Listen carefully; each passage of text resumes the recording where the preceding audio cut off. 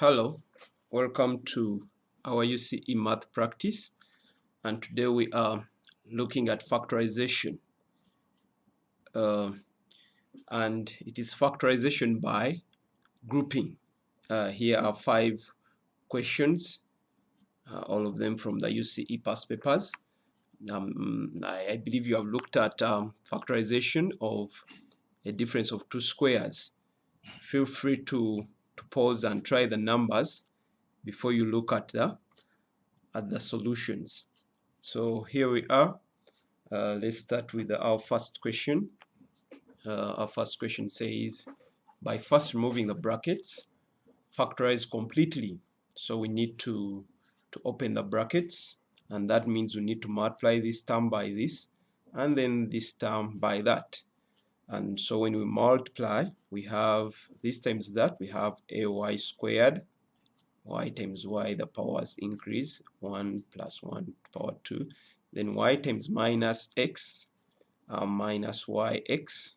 Okay, and then after that we go to the next part, positive x times this and positive x times that, so we have plus yx, and then when we multiply this times that, we have minus ax squared. Okay, please at this point feel free, you can write this as yx or xy. When you do 2 times 3, this is the same as 3 times 2. Okay, now when we look at this, we see that the middle term is the same, but this is minus, this is positive, so the 2 will disappear, they'll cancel, and then now we can write this as ay squared minus ax squared. Okay, now, and at this step, since we are factorizing, we are interested in the common term, and we see that a is common in the 2 parts, so we can now write our next step as a, we open brackets, into y squared minus x squared. Okay, the brackets mean that when I open brackets, I'll need to multiply this by that. I go back to this times minus x squared, I go back to minus ax squared. And at this step, I'm sure we can see that inside the brackets, we have 2 numbers which are squared, and then a minus sign in between them, and we call this a difference of 2 squares. Okay, and how do we factorize this? By writing 2 different signs in the 2 brackets. Feel free to start with a positive and end with minus here. What is very important is that 2 signs should be different. Then the first term here is y, the next term is x, the first term is y, the next term is x. And so these 3 terms are the factors for this expression here. The first factor is a, then y minus x, and y plus x. Okay, let's go to our question 2. Question 2 says, factorize that completely. And whenever we are factorizing, we are interested in looking at common terms. Now that we have 4 terms, whenever we have 4 terms and we are factorizing, we factorize by grouping. We pair them. I will look at these first 2 terms here. I have 2ab and minus 3. I have a 2a and a minus 3b.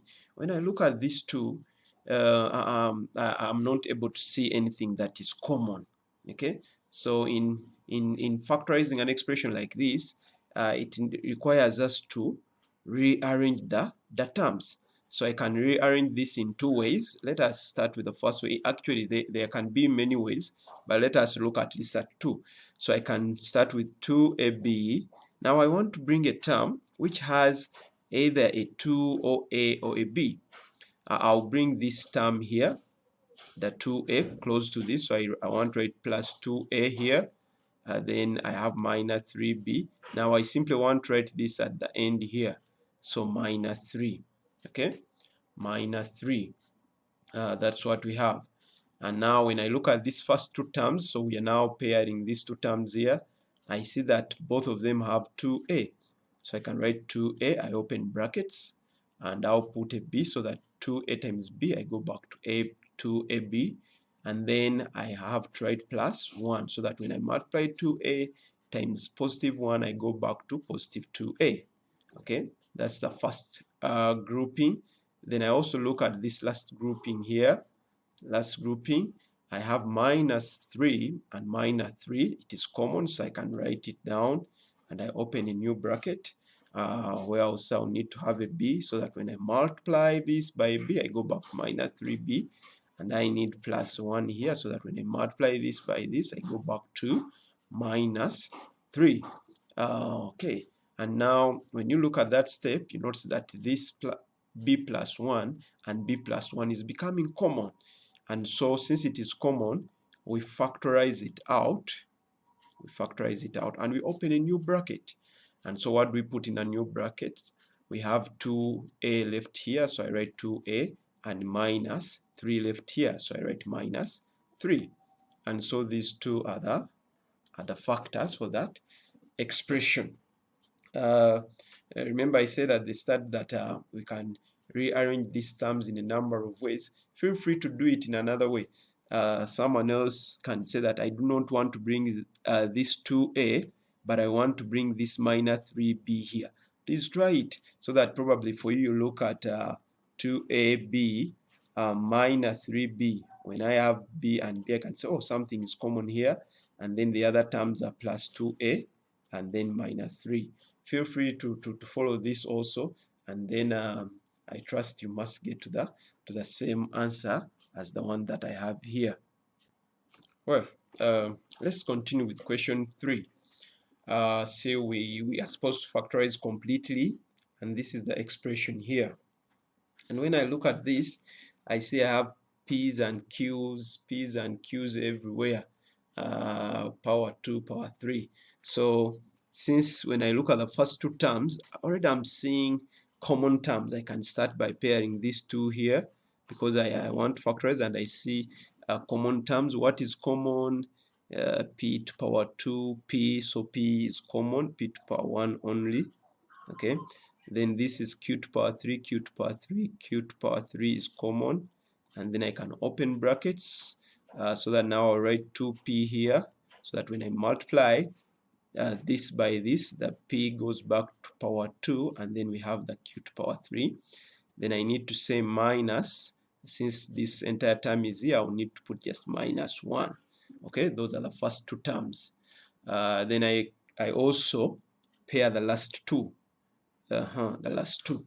Now when I look at these last two terms, the first term here has a positive sign, and then the last term has a minus sign. So I'm not sure which sign I'm supposed to put here, but at least I see that I have a p and p squared here. I have a q and a q. At least I can see that pq is common. So I can start by writing this, that pq is common, and I open brackets. PQ is common, and probably maybe let us have things happening naturally. If you have not done some good practice, you are likely to say, let me put a plus here, so that I go with it. So since I put plus here, I'll need to have a 1 here, so that when I do positive plus q times 1, I go back to positive PQ, then minus, because I have a minus here, this is a positive times a minus, I will go back to minus 2p. Okay, I hope you see when you multiply p times that 2p here, we go back to 2p squared q. Okay, now look at the brackets. Inside the brackets, in the first bracket we have 2p minus 1, but in the second bracket I have 1 minus 2p. The terms are the same, but then the signs, here my 2p is positive, here my 2p is negative. And remember, when we are factorizing, we are interested in having exactly the same thing inside the brackets, so that we can move on. So how can we make this to be the same? That's what we are going to do in the next step. This should equal to pq cubed into 2p minus 1. Now, in order for me to make this term to turn into a positive term, as in the first bracket here, I'll need to change this sign into a minus. So I'm writing this as minus pq into Now I want to write this as a positive term. I want to start with it so that it's exactly what I have in the first bracket, 2p, okay? And clearly when you multiply this minus pq times this, you go back to minus 2p squared q. Then the 1, which is supposed to be positive here, I'll write it inside the brackets as minus 1. So that when you multiply this minus pq times minus 1, I go back to plus pq. Actually, that is the trick in this question. The moment you get to discover this, then the question is easy, because now we see that 2p minus 1, 2p minus 1 is common here. How we can write it down, and we open a new bracket whereby we are going to put pq cubed minus pq. Okay, are we done yet? No, because we are factorizing, and then in the second bracket we see pq cubed and pq, so that means we need to continue and write 2p minus 1. Now p and p is the same thing, and then q, but here we only have one q, so I'll put pq outside the brackets. Remember, here there is still a multiplication sign. Feel free to put the multiplication sign. Brackets mean multiplication in between. Now here I'll have q squared, so that when I multiply this pq times q squared, I go back to this minus 1.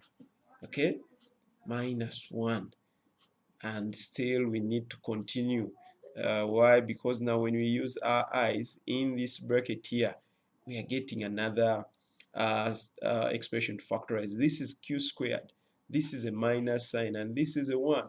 Remember, when I have 1, I can write 1 as 1 squared. This is the same.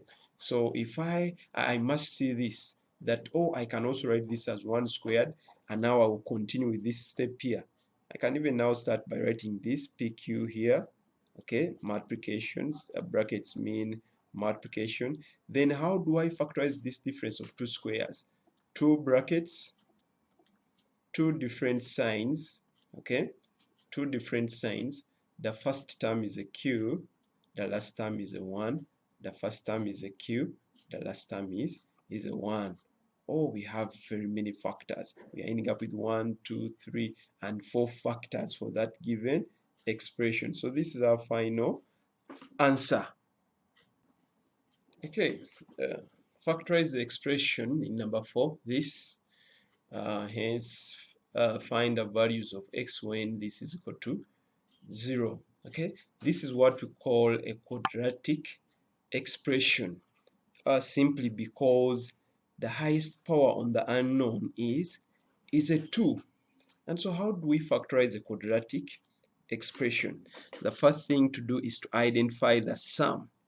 The sum is this number here. The sum in this quadratic expression, this is what we call the sum. So our sum is negative 10. All right, you need to see that sign is put together on the number. Whereas now the product, how do we get the product? We need the coefficient of x squared and the constant here. We multiply these two. The constant here is positive 3.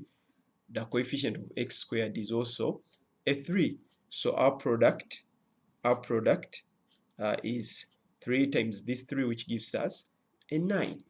The moment we have these two numbers, then we think of two numbers, a pair of numbers, so that when we multiply them, we are able to get a 9.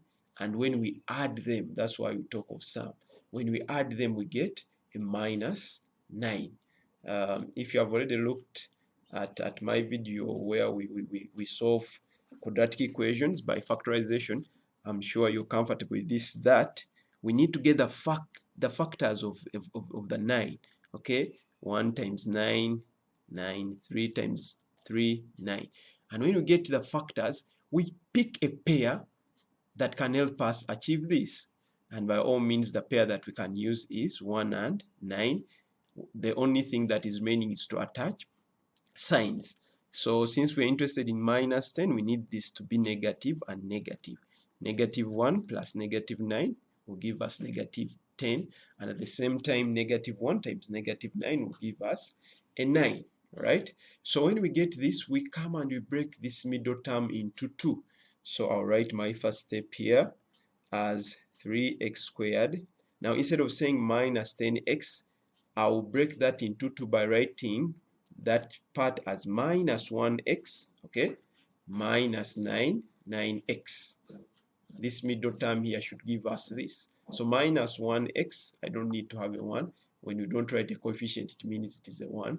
Minus x minus 9x plus a 3.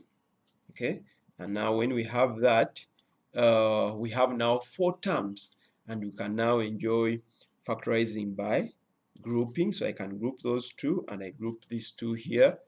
What is common here? 3x squared and x. I have x being common into 3x. When I multiply these two, I go back to this minus 1. And the good thing with quadratic expressions, the moment I factorize this first part, I'm sure that even in the next brackets, I must have this minus 3x minus 1. And then I only need to think about a number so that when I put it in the middle here, when I multiply it by this, it should give me minus 9x. And so that number should be negative 3. Okay, negative 3 times 3x minus 9x, negative 3 times negative 1, positive 3. This number can be seen from the 2, 3 and 9. Their common factor is a 3. Okay, and so now that this is becoming common again, we write 3x minus 1 and we open a new bracket because this is common here and here. So we have factorized it out here, and now in the new brackets we are going to put x minus 3, the x minus a 3. And so this is the first part of our question. We have factorized this expression, and now let's move into the hence part where they say hence solve this quadratic equation. Now to continue and solve, what we need to do is simply equate our factors to a 0. So we are going to say 3x minus 1 times x minus 3 should give us a 0. And from here, we know that we can only multiply two numbers to get a 0 when either this number is a 0, or if that number is not a 0, then that means this second number should be a 0. And from here, we can go ahead and solve. Solving. Take this side. 3x is equal to positive 1, 0 plus 1 divided by 3. Our x is equal to a third. That's the answer there. Here, when we take this to this side, x is equal to a 3. So these are our two values of x. All right, and our question 5. Now these are some of the numbers you can do because of experience. When you do a lot of practice, this question will be very easy for you. How? Look at this expression here. We have a squared minus 5a minus 36. Okay, these are the first 3 terms, and then we have am and 4m. So with practice, you'll be able to see that this first expression here is a quadratic expression. The unknown is a, its highest power is 2. Okay, it's a quadratic expression with minus 5 being our sum, and then the product. Since here the coefficient of a squared is 1, then when you do 1 times negative 36, our product will stay as negative 36. All right, and so when you see that, then you have a starting point that since I'm being told to factorize this completely, then I need to use the idea of a quadratic equation in the first 3 terms, and then I also look at the other 2 terms at the end. Okay, so that's how we are going to do the grouping. The first 3 terms quadratic, and then the last 2 terms. So factors of the product, which pair can we use? 1 times 36, 2 times a 12. No, it should be 2 times 18, sorry. Then 3 times 3 times 12, and then 4 times 9. And I think since we are talking about a 5, we need a 4 times a 9. 4 times 9, and now we only need to attach signs. Which one should be negative? Because we see we have negative 36 and negative 5. I need the 9 to become negative. Okay, so that when I do 4 plus negative 9, I get negative 5, and 4 times negative 9, I get negative 36. When I get that, I can now write my first step here as a squared. Now instead of saying minus 5a, I'll introduce this. I'll say plus 4a minus 9a. Okay, the 9 and the a minus 9a. I've now I've decided to put this into 2 parts. Then minus 30, 36. And since I'm factorizing, now when I look at these last 2 terms, I already see that they have a common term, which is m. Okay, positive am, positive 4m. So there I can even start factorizing that this will be plus m into a plus 4. Okay, then let us group the quadratic terms. I can group these first 2 and this last 2. A being common in the first 2 terms here, I have a plus 4. And clearly you see that when I multiply this by this, I go back to this times this, I go back to this. The moment I obtain the first part here, I can comfortably write it here for a quadratic expression or equation. I comfortably put it here. Now, and the number I need here now is negative 9. And you see negative 9 times a, negative 9a, negative 9 times positive 4, negative 36. Okay, the number that is common to these last 2 terms is negative 9. Hope you're able to see the negative sign here. Plus m into a plus 4. And now clearly at this step, we see that the a plus 4, the a plus 4, the a plus 4 is everywhere. So we can still factorize it out. So I want to write a step here. I can even first of all ignore this part. Let me concentrate on the quadratic part here. So I'll write my a plus 4 because it is here and here. Then I open brackets. Then I have a minus 9. Okay, assuming you did not see this at the start and you still have it am plus 4m now. But at this step, when you do this, you'll be able to see that, oh, probably I need also to factorize the m. And then you have this. Okay. And so now here we can say that, oh, from the quadratic expression, a plus 4 is there. And even in the last 2 terms, we have a plus 4. So since it is common, we write it down and we open a new bracket. Now let me use the square bracket because this term has a bracket, a minus 9. Then here I've only remained with plus m.